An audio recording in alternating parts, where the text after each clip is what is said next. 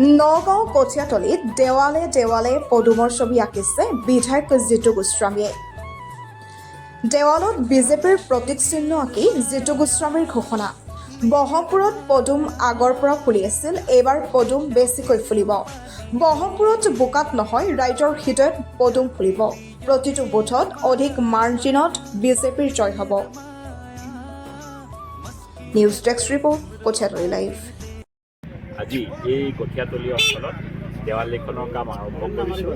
মই ভাবোঁ আমাৰ নিৰ্বাচনী আৰম্ভ আৰু আমাৰ এইবাৰ পদুম যেনেকৈ আমি দেৱালত লিখিছোঁ, ৰাইজৰ অন্তৰটো আমি পদুম লিখিছোঁ। বহমপুৰত পদুম ফুলিব? পদুম ফুলিবলৈ নে পদুম ফুলি আছিলে, ৰাইজৰ অন্তৰে অন্তৰে পদুম।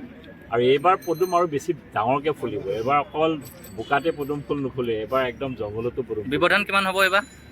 ব্যৱধানটো আমি নাজানো, কিন্তু বিজেপি জিন্দাবাদ, বিজেপি জিন্দাবাদ, বিজেপি জিন্দাবাদ, ভাৰত মাতা কি।